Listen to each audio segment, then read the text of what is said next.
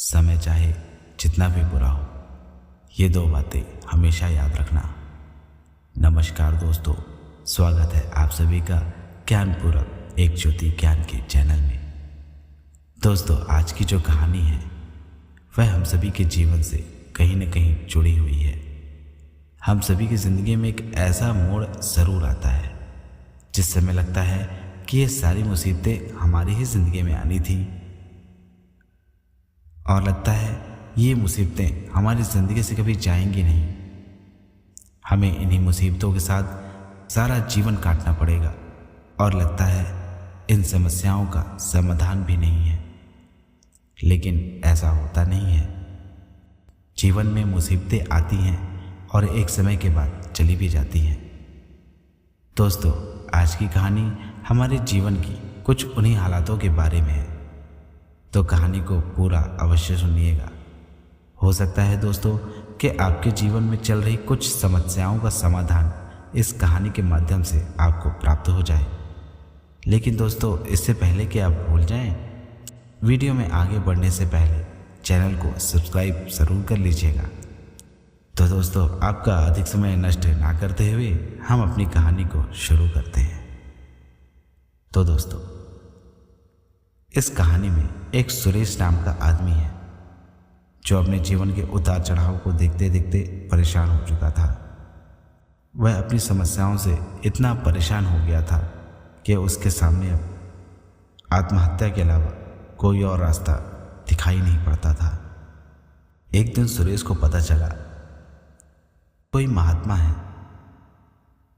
महात्मा के पास संसार की सारी समस्याओं का समाधान है।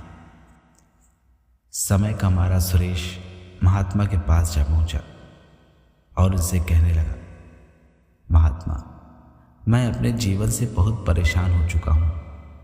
मैं कोई भी काम नहीं कर पाता। कोई भी काम करने जाता हूँ तो वो काम कभी पूरा नहीं हो पाता। ऐसा लगता है कि मानो कोई ऐसी शक्ति है जो यह चाहती है कि मैं अपने जीवन में कभी कुछ अच्छा ना कर पाऊँ। आज मेरे पास कोई भी अच्छा काम नहीं है। अच्छा काम ना होने के कारण मैं अपने परिवार को ठीक तरीके से पाल पोस भी नहीं सकता हूँ। कितने सपने थे कि अपने परिवार को अच्छा घर दूंगा, अपने बच्चों को अच्छी परवरिश दूंगा, लेकिन लगता है यह सब एक सपना ही बनकर रह जाएगा। रोज़ सुबह उठता हूँ तो लगता है कि शायद आज का दिन अच्छा होगा, लेकिन नहीं, मेरी सारी आशाएं धरी की धरी रह जाती हैं। सुरेश की बातें सुनकर महात्मा मुस्कुराते हुए कहते हैं, तुम मेरा एक काम कर सकते हो। वो सामने एक ऊंची पहाड़ी दिखाई दे रही है। उसमें जो मंदिर है वहाँ पे हजारों चींटियाँ रहती हैं। हो सकता है कि तुम्हें यह बात सुनने में थोड़ी अजीब लगे, लेकिन वह चींटियाँ मंदिर की ज़मीन को खराब कर रही हैं। वो चींटियाँ मिट्टी की उपजाऊ शक्ति को समाप्त कर रही हैं, जिस कारण वहाँ कोई पेड़ पौधे नहीं उग पा रहे।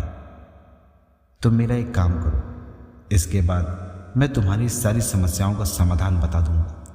बस तुम्हें इतना करना है, तुम्हें वहाँ जाना है, तुम्हें चींटियों का घर तहस नहस कर देना है। लेकिन एक बात ज़रूर याद रखना, जब तुम चींटियों का घर तोड़ो तो किसी भी चींटी को हानि नहीं पहुंचनी चाहिए। यह काम तुम्हें 7 दिनों तक करना होगा। सुरेश ने महात्मा की बात सुनी और मन में कुछ सोचता हुआ वहां से चला गया और वह चोटी पर जा पहुंचा। उसने मंदिर के पास देखा कि कुछ चींटियां अपना घर बनाकर वहां रह रही हैं और कुछ चींटियां अपने खाने की व्यवस्था करने के लिए अपने मुंह में दाना दबाए हुए एक पंक्ति बनाकर एक के पीछे एक चली जा रही हैं। सुरेश को यह बात कुछ हजम नहीं हो रही थी कि इतने महान तपस्वी महात्मा मुझे ऐसा काम करने के लिए दे रहे हैं। लेकिन सुरेश के मन में अपनी समस्याओं के समाधान के लिए जो उत्सुकता थी, उसके कारण उसे चींटियों का घर तोड़ना पड़ा। चींटियों का घर तोड़ते हुए उसे यह बात अच्छी नहीं लग रही थी। वह बार बार अपने मन में यह सोच रहा था कि महात्मा ने मुझे ऐसा काम करने के लिए क्यों कहा। हो सकता है कि उनका इसके पीछे कोई कारण हो। और सुरेश ने महात्मा की बात मानते हुए चींटियों के घर को तोड़ डाला और तोड़कर अपने घर की ओर चला गया। रात में जब सोने के लिए सुरेश अपने बिस्तर पर गया तो उसके मन में बार बार उन्हीं चींटियों का ख्याल आ रहा था। वह अपने आप को मन ही मन में कोस रहा था कि मैंने ऐसा किया क्यों। फिर दूसरी बात उसके मन में यह कौंधती कि हो सकता है कि चलो मैंने चींटियों का घर तोड़ दिया तो अब चिड़िया वहाँ पर अपना घर नहीं बनाएंगी। यही सोचता हुआ वह वापस से उस चोटी पर गया, लेकिन चोटी पर जाकर उसने देखा कि चिड़िया फिर से अपना घर उसी तरीके से बना रही थी। यह बात उसे थोड़ा अजीब लगी। सुरेश ने सोचा कि मैंने तो इन चींटियों का घर कल तोड़ दिया था, इन्हें तो यहाँ से चले जाना चाहिए था, लेकिन ये फिर से अपना घर बना रही हैं। इतना सोचकर सुरेश ने मन में पत्थर रखते हुए फिर से उनका घर तोड़ना आरंभ कर दिया। और तोड़ने के बाद इस बार उसने उस जगह पर ठंडा पानी डाल दिया, जिसके कारण उसने सोचा कि ठंडा पानी डालने से शायद ये चिड़िया यहाँ पर अपना घर न बनाए। और यही सोचकर वह वापस अपने घर चला गया। और घर जाकर सुरेश जब फिर रात में लेटा तो उसके मन में बार बार उन्हीं चींटियों का ख्याल आता कि मैंने उन चींटियों का घर क्यों तोड़ दिया। लेकिन सुरेश मन में यह भी सोच रहा था कि मैंने इस बार तो चींटियों का घर अच्छी तरह से तोड़ा है, अब तो चींटियाँ वहाँ पे कभी भी अपना घर नहीं बनाएंगी। मैंने उन चींटियों का घर तो तोड़ दिया, अब वहाँ जाने से क्या ही फ़ायदा होगा। लेकिन महात्मा ने बोला है तो एक बार जाकर देख ज़रूर लेता हूँ। जब सुबह हुई तो सुरेश फिर वहीं मंदिर जा पहुँचा। वहाँ पर उसने देखा कि जिन चींटियों का घर उसने तोड़ा था अब वहाँ पर एक भी चींटी नहीं थी। सुरेश यह सोचकर आगे बढ़ गया कि अब चींटियाँ यहाँ पे अपना कभी घर नहीं बनाएंगी। जब सुरेश आगे बढ़ा तो उसने देखा कि चींटियाँ तो उस स्थान से कुछ दूरी पर अपना अलग घर बना रही थी, और इस बार चींटियाँ और फुर्ती से काम कर रही थी, जिसके कारण उनका घर पहले से भी बड़ा बन चुका था। यह बात देखकर सुरेश को बड़ा ही क्रोध आया। उसने गुस्से में चींटियों के सारे घर को तोड़ डाला, और इस बार तोड़ते तोड़ते सुरेश के पैर के नीचे कुछ चींटियाँ आकर मर भी चुकी थी। जब सुरेश का क्रोध शांत हुआ तो उसने देखा कि उसके पैरों के नीचे कुछ चींटियाँ मर चुकी हैं। सुरेश का मन इस बात से बड़ा ही व्यथित हुआ कि उसने किसी के बने बनाए घर को इस प्रकार राक्षसों की तरह तोड़ डाला है। पर वो कर भी क्या सकता था, टूटने के बाद कोई चीज़ कभी जुड़ी है भला। यह सोचकर सुरेश अपने घर वापस लौट गया। सुरेश के मन में रात भर यही बात कौंधती रही कि उसने उन बेकसूर चींटियों का घर क्यों तोड़ा। अब सुरेश अपने आप को किसी राक्षस की भांति सोच रहा था। वह अपने मन में सोच रहा था कि मैं तो बड़ा ही निर्दयी और बड़ा ही क्रूर हो चुका हूँ। महात्मा ने, इतने बड़े तपस्वी महात्मा ने, इतने बड़े सिद्ध पुरुष ने मुझे ऐसा काम करने के लिए कहा ही क्यों। सुरेश का मन नहीं माना। सुरेश सुबह उठा और अपने साथ कुछ आटा लेकर उन्हीं चींटियों के पास डालने चला गया। सुरेश उन चींटियों को आटा डालने के बाद उन्हीं महात्मा के पास पहुंच गया। महात्मा के पास जाकर सुरेश ने कहा, हे महात्मन, आपने जो कहा था मैंने वह सारे काम किए, लेकिन मैं अपना कार्य ठीक तरह से नहीं कर पाया। मेरे मन को यह कभी भी गवारा ही नहीं हो पाया कि मैं किसी का घर क्यों तोड़ रहा हूँ। इसलिए मैंने अपने पश्चाताप के रूप में उन चींटियों के लिए घर से आटा लेकर गया और उनके पास डाल कर आ गया।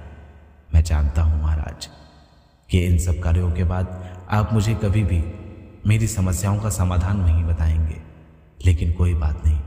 अगर मेरे दुखी होने से, मेरे व्यथित होने से किसी का घर बस रहा है तो बसता रहे। मैं जानता हूँ महाराज, अब आप मुझे कोई भी ज्ञान नहीं देंगे, इसीलिए अब मैं यहाँ से जाता हूँ। इतना कहकर सुरेश वहाँ से जाने लगा। तभी महात्मा ने उसे रोकते हुए कहा, अरे रुको पुत्र, कहाँ जा रहे हो? थोड़ा जलपान तो करते जाओ। इतना कहकर महात्मा ने सुरेश को वहाँ बैठा दिया और अंदर से एक गिलास पानी लेकर सुरेश के पास पहुँचे और उसे पीने को कहा। महात्मा ने सुरेश से कहा,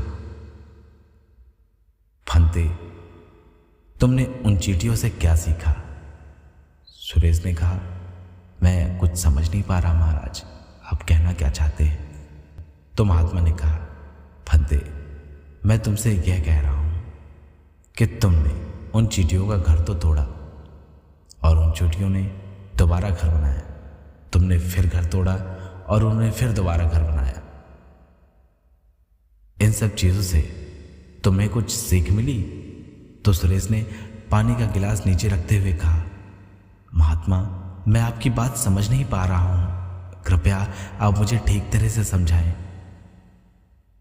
तो महात्मा ने कहा, देखो पुत्र, तुमने उन चींटियों का घर तोड़ा, लेकिन उन चींटियों ने हार नहीं मानी। उन्होंने दोबारा घर बनाया। तुमने फिर घर तोड़ा, उन्होंने दोबारा घर बनाया और फुर्ती से बनाया और उससे भी बड़ा बना डाला। तुमने फिर घर तोड़ा, फिर भी उन्होंने हार नहीं मानी। तुम्हारे सामने वो चींटियां कितनी छोटी थी और तुम कितने विशाल, फिर भी उन चींटियों के हौसलों के सामने तुम्हारा इतना विशाल शरीर भी कोई काम नहीं आ पाया। चींटियां अपना काम निरंतर करती रहीं। उन्हें एक हार के बाद एक नई जीत का स्वाद मिला। देखो पुत्र, मैं तुम्हें आज 2 बातें बताता हूं। पहली बात है, जीवन कार्यशीलता का नाम है। जीवन में चाहे जितनी भी मुसीबतें आए, चाहे जितनी भी समस्याएं आए, हमेशा कार्य करते रहना चाहिए, क्योंकि कार्य करने से ही तुम्हें सफलता प्राप्त हो सकती है। उतार चढ़ाव किसके जीवन में नहीं आते? सभी के जीवन में कोई ना कोई परेशानी लगी रहती है, लेकिन इसका यह तो मतलब नहीं होता कि तुम कार्य करना ही छोड़ दो, क्योंकि मुसीबतें धूप और छांव की तरह होती हैं। जब मुसीबतें आती हैं तो कड़ी धूप के भांति लगती हैं, और जब मुसीबतें चली जाती हैं तो शीतल छाया की भांति प्रतीत होती हैं। इसीलिए जीवन में कभी भी रुकना नहीं चाहिए। जितना तुम आगे बढ़ते जाओगे, उतनी ही सफलताएं तुम्हें मिलती जाएंगी। और दूसरी बात, जब तुम काम करते रहोगे तो तुम्हारे मन में कभी भी ऐसा कोई ख्याल नहीं आएगा कि तुम्हें आत्महत्या करनी पड़े। दूसरी बात यह है पुत्र, जब हमारे ऊपर बुरा समय आता है तो हम प्रयास करना ही छोड़ देते हैं। बात यूं समझो, जब कोई कार्य करते समय तुम्हारे ऊपर कोई मुसीबत आई तो तुमने वह कार्य करना ही छोड़ दिया, फिर दूसरे कार्य के पीछे भाग गए। तुमने अपनी गलतियों से कुछ सीखा ही नहीं। देखो, जब किसी चीज को पाने के लिए तुम अपने आप को झोंक देते हो, तब कुदरत को भी तुम्हें तुम्हारी मेहनत का फल देने के लिए मजबूर होना पड़ता है, क्योंकि जहां चाह है वहीं राह है। तुम कार्य करते रहो, तुम्हें अपना फल एक न एक दिन अवश्य प्राप्त होगा। छोटी मोटी मुसीबतें सभी के जीवन में आती है बनते, लेकिन जिसने उन मुसीबतों को पार पा लिया वही जीवन में अच्छा पुरुष, उत्तम पुरुष बन पाता है। तो दोस्तों, आज की कहानी बस इतनी ही। आशा करता हूं कि आपको यह कहानी अच्छी लगी होगी। अगर अच्छी लगी हो तो चैनल को सब्सक्राइब और वीडियो को लाइक ज़रूर कर दीजिएगा। और अगर आपको ऐसी ही कहानियाँ पसंद हैं तो हमारे चैनल में ऐसी ही कहानियों का संग्रह उपस्थित है, जिन्हें आप कभी भी सुन सकते हैं।